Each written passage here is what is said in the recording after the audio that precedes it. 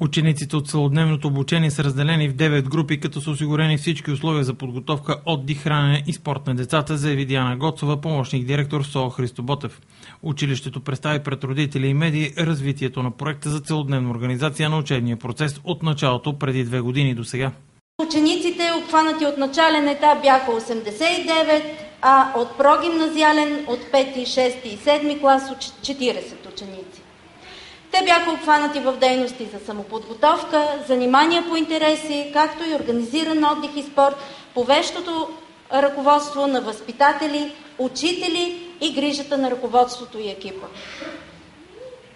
Сега, 2 години по-късно, имаме 9 групи. 6 групи с ученици от начален етап и 3 групи с ученици от прогимназиален етап. Програмата на Министерството на образованието за целодневна организация на учебния процес в средищните училища е една от най-успешните в сферата на образованието, заяви за телевизия Враца директорът на СОУ Христо Ботев Виктор Кръстев. Детето, идвайки на училище, започва от началото и завършва с края, т.е. с овладяването на учебните знания и с самоподготовката. Детето, прибирайки се след обяд в къщи, то е освободено, то може да отдели време на семейството, на родителите.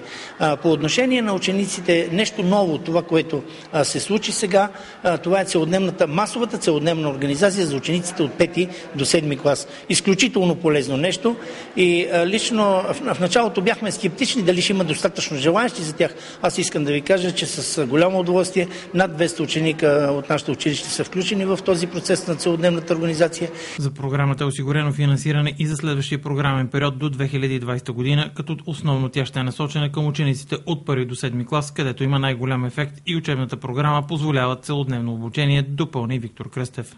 Проектът излиза в месец октомври, края на октомври, началото на ноември 2014 година и след което продължава автоматично за програмния период до 2020 година. Има осигурено целодневно обучение в българските училища за учениците от 1 до 7 клас. По време на представяне на напредъка по проекта, учениците от 9-те групи за целодневно обучение показаха с кратка програма наученото по време на обучението в извънкласните дейности.